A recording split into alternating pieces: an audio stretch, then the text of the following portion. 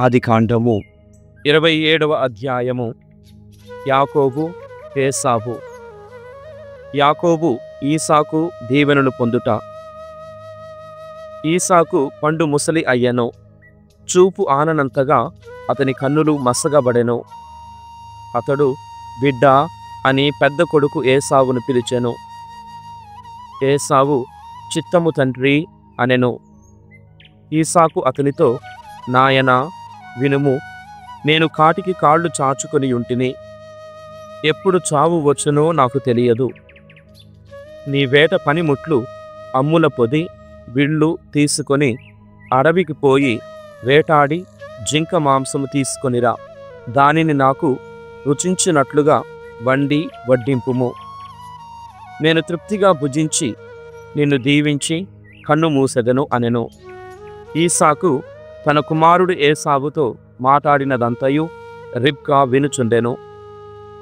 వేటాడి జింక మాంసము తెచ్చుటకై ఏసావు అడవికి వెళ్ళెను. అప్పుడు రిబ్కా యాకోబుతో, మీ తండ్రి నీ అన్న ఏసావుతో మాట్లాడుట నేను వింటిని. జింక మాంసము తెచ్చి నాకు రుచించినట్లు వండిపెట్టుము. నేను తిని కన్ను మూయక ముందే దైవ సన్నిధిని నీకు దీవెనలు పలుకుదును అని మీ తండ్రి ఏసావుతో చెప్పాను. నాయనా, నా మాట విని నేను ఆజ్ఞాపించినట్లు చెయ్యుము. మందకు పోయి 2 మంచి మేక పిల్లలను తీసుకుని రమ్ము. వానితో మీ తండ్రికి రుచించు భోజనము సిద్ధము చేయుదును. నీవు దానిని మీ తండ్రి కడకు తీసుకొని పొమ్ము. మరణింపక ముందే దానిని తిని మీ తండ్రి నీకు దీవెనలు పలుకును అనెను. యాకోబు రిబ్కాతో, మరి అన్నయ్య ఒడలు వెంట్రుకల పుట్ట కదా, నా ఒడలేమో నున్నగా ఉన్నది కదా. ఒకవేళ తండ్రి నన్ను తడవి చూచిన ఏమగును? నేను తనను వంచినట్లు తెలుసుకొనడా? ఆశీసు మాట దేవుడెరుగును. తండ్రి కోపముచే లేనిపోని శాపము నా మెడకు చుట్టుకొనునేమో అనెను. అతని తల్లి, ఆ శాపమేదో నాకే తగులనిమ్ము.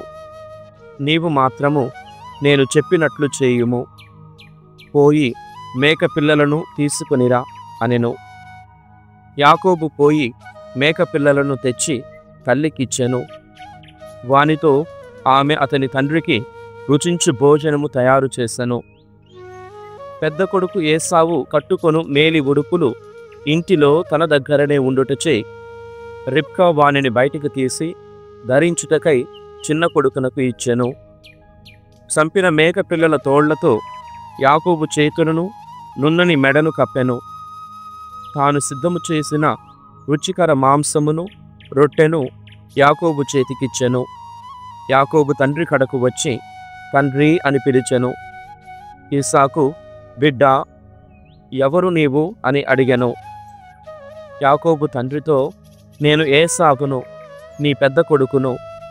నీవు చెప్పినట్టు చేస్తిని, లేచి కూర్చుండుము. నేను తెచ్చిన జింక మాంసమును తినుము, తిని దీవెనలు పలుకుము అనెను.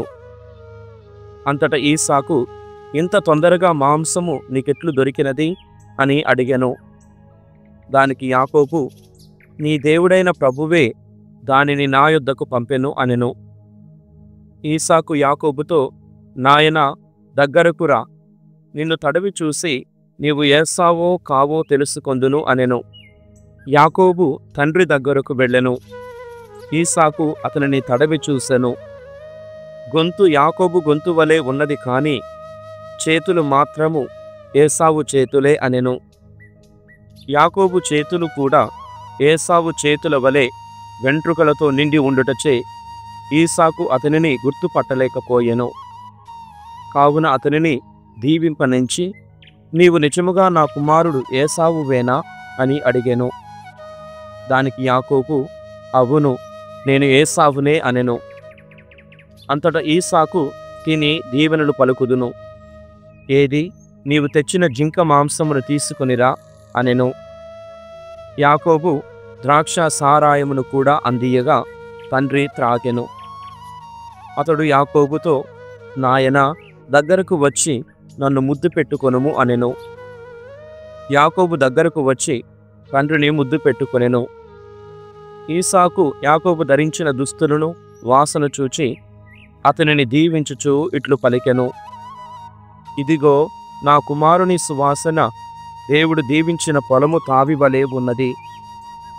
దేవుడు ఆకాశ మంచును కురియించునుగాక, నీ చేలకు చేవనిచ్చునుగాక, ధాన్యమును ద్రాక్ష సారాయమును సమృద్ధిగా నీకు సమకూర్చునుగాక, ఎల్ల జనులు నీకు సేవకులగుదురుగాక, సకల జాతులు నీకు తల ఒగ్గునుగాక, నీవు నీ సోదరులను పాలింతువుగాక, నీ తల్లి బిడ్డలు నీకు సాగిలబడుదురుగాక, నిన్ను శపించిన వారు శపింపబడుదురుగాక, నిన్ను దీవించిన వారు దీవింపబడుదురుగాక. ఈసాకు యాకోబును దీవించడం ముగించెను. అతడు తండ్రి ఈసాకు సముఖము నుండి 4 అడుగులు వేసి వెళ్ళెనో లేదో ఇంతలో అతని అన్న ఏసావు వేట నుండి తిరిగి వచ్చెను. అతడు కూడా రుచికర భోజనమును సిద్ధం చేసి తండ్రికి తెచ్చెను. అతడు, తండ్రి, లేచి కూర్చుండుము, నేను తెచ్చిన జింక మాంసమును తిని నాకు దీవెనలు పలుకుము అనెను. అతని తండ్రి ఈసాకు, నాయనా, నీవు ఎవరవు అని అడిగెను. అతడు, నేను ఏసావును, నీ పెద్ద కొడుకును అనెను. ఆ మాటలు వినగానే ఈసాకు ఒళ్ళు కంపించెను.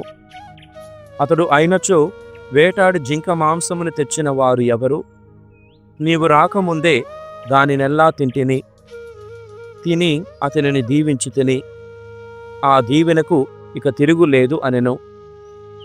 తండ్రి చెప్పిన మాటలు విని ఏసావు గుండె బ్రద్దలగునట్లుగా వెర్రికేక వేసి, తండ్రి, నన్ను కూడా దీవింపుము అని అడిగెను. కాని ఈసాకు అతనితో, నీ సోదరుడు కపటోపాయము పన్ని వచ్చి నీ బదులుగా తాను దీవెనలు పొందెను అనెను. అంతట ఏసావు అతనికి యాకోబు అని సార్థకమైన పేరే పెట్టిరి. అతడు నన్ను మోసగించుట ఇది 2వసారి. అప్పుడేమో నా జ్యేష్ఠాధికారమును అపహరించెను, ఇప్పుడేమో నా బదులుగా దీవెనలు పొందెను. తండ్రి, నా పాలుకు ఏ ఒక్క దీవెనయు మిగులలేదా అని అడిగెను. ఈసాకు, నాయనా, అతనిని నీకు అధిపతిగా నియమించితిని, అతని తోడబుట్టిన వారందరినీ అతనికి బానిసలనుగా చేసి తిని, నాయనా, నీకు మేలు చేయుటకు ఇంక నా దగ్గర ఏమి మిగిలినది అనెను. ఏసావు, తండ్రి, నీవు దీవింపగలిగినది ఒకసారి మాత్రమేనా? నన్ను కూడా దీవింపవా అని ఈసాకును బతిమాలుకొనుచు గుండె చెదరునట్లు బిగ్గరగా ఏడ్చెను. అప్పుడు అతని తండ్రి ఈసాకు ఇట్లనెను, నీవు భూసారము కొరబడిన చోట, ఆకాశపు మంచు కురియని చోట వసింతువు. నీవు ఖడ్గము చేపట్టి బ్రతుకుదువు, నీ తమ్ముని సేవింతువు. కాని నీవు తిరుగుబాటు చేసిన నాడు నీ మెడమీది నుండి అతని కాడి విరిచెదవు. తన బదులుగా దీవెనలు పొందినందులకు ఏసావు యాకోబు మీద పగబట్టెను. అతడు తండ్రి చావును తలంచుకొని విలపించు దినములు సమీపించుచున్నవి, ఆ తరువాత యాకోబు ప్రాణాలు తీసెదను అని పనిలో తాను అనుకునెను. పెద్ద కొడుకు ఏసావు ఆలోచనలు రిబ్కాకు తెలిసెను. ఆమె చిన్న కొడుకు యాకోబును పిలిచి, మీ అన్న ఏసావు నిన్ను చంపి పగదీర్చుకొనగోరుచున్నాడు. నాయనా, నా మాట చెవిని పెట్టుము. తప్పించుకొని హారానులోనున్న నా సోదరుడు లాబాను దగ్గరకు పొమ్ము. నీ అన్న కోపము చల్లారిన దాకా కొన్నాళ్ళు అక్కడనే ఉండుము. కోపము పూర్తిగా తగ్గి అతడు నీవు చేసినదంతయు మరచిపోయినప్పుడు మనుష్యులను పంపి నిన్ను పిలిపించుకొందును. ఒక్కనాడే మీ ఇద్దరు చావును నేను చూడచాలను అని చెప్పెను. ఆ తరువాత రిబ్కా ఈసాకుతో, ఏసావు పెండ్లాడిన ఈ హిత్తీయుల పిల్లలు నా ప్రాణాలు తోడివేయుచున్నారు. యాకోబు కూడా ఈ జాతి పిల్లలను పెండ్లి ఆడినచో ఇక నేను చచ్చినను బ్రతికినను సమానమే అనెను. 28వ అధ్యాయము.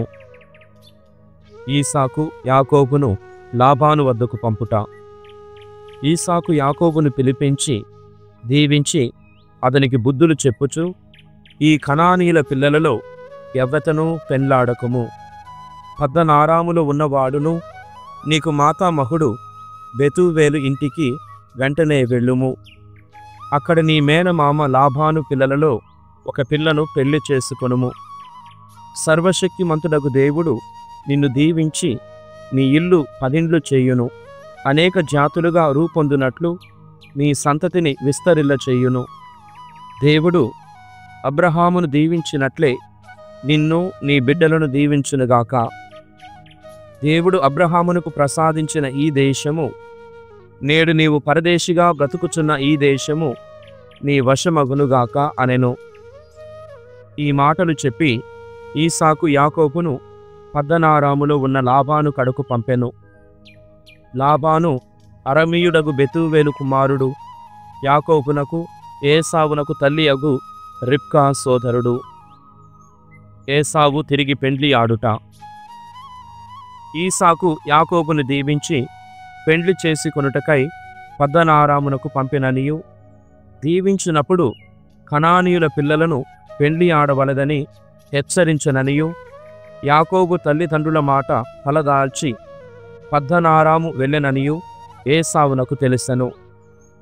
తన తండ్రికి కనానీయుల పిల్లలనిన గిట్టదని గ్రహించి ఏసావు ఇష్మాయేలు దగ్గరకు వెళ్ళెను. ఇది వరకున్న భార్యలకు తోడు అబ్రహాము కుమారుడు ఇష్మాయేలు కుమార్తె నెబాయోతు సోదరి మహలతును కూడా పెండ్లి ఆడెను. యాకోబు కల. యాకోబు బెర్షెబా దాటి హారాను వైపు వెళ్ళు బాట పట్టెను. అతడు ఒకానొక చోటికి వచ్చి ప్రొద్దుగూగుటచే అక్కడ ఆగిపోయెను. ఆ చోటనున్న రాతిని తలదిండుగా చేసుకొని నిద్రపోవుటకు నడుము వాల్చెను. అతనికి ఒక కల వచ్చెను. ఆ కలలో ఒక నిచ్చెనను చూసెను. ఆ నిచ్చెన మొదలు నేలను తాకుచుండెను, దాని చివర ఆకాశమును అంటుచుండెను. దేవదూతలు నిచ్చెన మీదుగా దిగుచూ ఎక్కుచుండిరి. అప్పుడు దేవుడు నిచ్చెన పైగా నిలుచుండి యాకోబుతో, నేను సర్వేశ్వరుడను, నీ పితామహులకు అబ్రహామునకు ఈసాకునకు నేనే దేవుడను. నీవు పండుకొనిన దేశమును నీకు నీ సంతతికి అప్పగింతును. నీ సంతతి వారు భూరేణువుల వలె అసంఖ్యాకముగా పెరిగిపోయి నేల 4 చెరుగుల వ్యాపింతురు. నీ ద్వారాను నీ సంతానము ద్వారాను భూమండలమందలి సకల వంశముల వారు దీవెనలు బడయుదురు. నేను నీకు చేదోడు వాదోడుగా ఉందును. నీవు ఎక్కడికి వెళ్ళినను నిన్ను నేను కాపాడుచుందును. తిరిగి నిన్ను ఈ చోటికి చేర్తును. నేను చెప్పినదంతయు చేయు వరకు నిన్ను వదలను అనెను. యాకోబు మేల్కొని, ఇక్కడ దేవుడుండుట నిజము, ఇది నాకు తెలియదు కదా అని అనుకునెను. అప్పుడు అతనికి భయము పుట్టెను. అతడు ఈ ప్రదేశము ఎంత భయంకరమైనది, ఈ తావు దైవ నిలయము, ఇది స్వర్గద్వారము అనెను. యాకోబు పెందల కడ లేచెను. తలదిండుగా చేసుకొనిన రాతిని తీసి స్తంభముగా నాటెను. దానిమీద తైలము పోసి దానిని దేవునికి అంకితము చేసెను. ఆ ప్రదేశమునకు బేతేలు అని పేరు పెట్టెను. ఇంతకు ముందు ఆ నగరము పేరు లూజు. తరువాత యాకోబు, దేవుడు నా వెంటనంటి ఈ ప్రయాణములో నన్ను కాపాడిన ఎడల ఏ ఇబ్బంది కలగకుండా నాకు తినుటకు కట్టుకొనుటకు కూడు గుడ్డలు సమకూర్చిన ఎడల నేను నా తండ్రి ఇంటికి తలపువ్వు వాడకుండా తిరిగి వెళ్ళిన ఎడల ఆ సర్వేశ్వరునే ముక్రొద్దు కొలిచెదను. నేను స్తంభముగా నిలిపిన ఈ రాయి దైవ మందిరమగునుగాక. నీవు నాకిచ్చిన దానిలో 10వ వంతు తిరిగి నీకే చెల్లింతును అని మొక్కుకొనెను. యోబు గ్రంథము 17వ అధ్యాయము. నా రోజులు ముగిసినవి, నా శ్వాసము మందగించినది, నాకు సమాధి సిద్ధముగా ఉన్నది. ఎల్లరునూ నన్ను అపహాసము చేయుచున్నారు. వారికి నా పట్ల గల అనిష్టమును నేను గమనించి తిని. నాకు హామీగా నుండువాడు ఎవడునూ లేడు. కనుక ప్రభు, నీవే నా పక్షమున హామీగా నిలువుము. నీవు నా మిత్రుల బుద్ధిని మందగింపచేసితివి. వారు నన్ను అణగద్రొక్కకుండునట్లు చేయుము. కొల్లసొమ్ము కొరకు తన స్నేహితులకు విరుద్ధముగా సాక్ష్యమిచ్చు వాని పిల్లల కన్నులు క్షీణించును. ప్రజలెల్లరూ నన్ను ఎగతాళి చేయుచున్నారు, నా మొగము మీద ఉమ్మివేయుచున్నారు. ఏడ్చి ఏడ్చి నా కన్నులకు చీకట్లు క్రమ్ముచున్నవి. నా శరీరావయములన్నీయు చిక్కి శల్యమైపోయినవి. యథార్థవంతులు దీనిని చూచి ఆశ్చర్యపడుదురు. నిర్దోషులు భక్తిహీనుల స్థితి చూచి కలవరపడుదురు. నీతిమంతులు తమ మార్గమును విడవక ప్రవర్తించుదురు. నిరపరాధులు అంతకంతకు బలపడుదురు. కాని వారెల్లరును నా సమక్షమునకు వచ్చినచో వీరిలో సుజ్ఞాని ఒక్కడునూ లేడని రుజువగును. నా జీవితము నేను తలపని రీతిగా సాగిపోయినది. నా హృదయతంత్రులు తెగిపోయినవి, ఆశయములు అణగారినవి. చీకటి వ్యాపింపగా వెలుగు సమీపించెననుచున్నారు. వెలుతురు చీకటిని పారద్రోలుననియు జనులు చెప్పుదురు. కాని నేను మాత్రము మృతలోకము చేరుకోవలసినదే, అచటి పెంజీకటిలో నిదురింపవలసినదే. నా సమాధి నాకు తండ్రి అనియు, నన్ను తినివేయు పురుగులు నాకు తల్లి తోబుట్టువులు అనియు నేను వాకొందును. ఇక నాకు ఆశ ఎక్కడిది? నాకు మంచి రోజులున్నవని ఎవరైనా ఊహింతురా? ధూళిలో కలిసిపోగా అది పాతాళపు అడ్డకమ్మల యొద్దకు దిగుచున్నది. 18వ అధ్యాయము. యోబు కోపము న్యాయమును ఎదిరింపజాలదు. తరువాత షూహా నివాసి బిల్దదు ఇట్లనెను, ఓయి, ఈ మాటలిక చాలింపరాదా? నీవు మౌనముగా నున్నచో మేము మాటలాడుదుము. మేమేమీ జ్ఞానము లేని పశువులమనుకొంటివా? మాటలాడలేని మూగగొడ్డులమనుకొంటివా? కోపముతో నిన్ను నీవు ముక్క ముక్కలుగా చీల్చుకొనినను నీ కొరకు ఈ ప్రపంచము నిర్మానుష్యము కాబోదు. దేవుడు నీ కొరకు కొండలను కదిలింపబోడు. దుష్టుని దీపము మాత్రము ఆరిపోవును, దానిని మరలా ముట్టింప సాధ్యము కాదు. అతని గుడారములోని దీపము మసకలు కమ్మును, అతనికి వెలుగునిచ్చు వత్తి ఆరిపోవును. అతడు బలమైన అడుగులు వేసినను కూలి పడిపోవును. అతని కపటమే అతనికి వినాశము తెచ్చిపెట్టును. అతడు నడిచి తనకు తానే ఉరులలో తగులుకొనును, స్వయముగా వెళ్ళి వలలో చిక్కుకొనును. అతని మడమ వలలో తగులుకొనగా ఉచ్చు బిగుసుకొనిపోవును. అతనిని పట్టుకొనుటకు గాను కంటికి కనిపింపని రీతిగా నేల మీద ఉచ్చు పన్నుదురు. అతని త్రోవలో బోనును అమర్తురు. భయము అతనికి ఎల్లవైపులా పొంచి ఉండును. అది అడుగడుగున అతనిని వెన్నంటి వెళ్ళును. అతడు ఆకలితో అలమటించును. వినాశము అతని దరిదాపులలోనే కాచుకొని ఉండును. అతని దేహము రోగముచే క్షీణించగా కాలు చేతులు పడిపోవును. అతడు నమ్ముకొన్న తన ఇంట సురక్షితముగా వసించుచుండగా అచటి నుండి ఈడ్చుకొని పోయి క్రూరుడైన రాజు మృత్యువు ఎదుట నిల్పుదురు.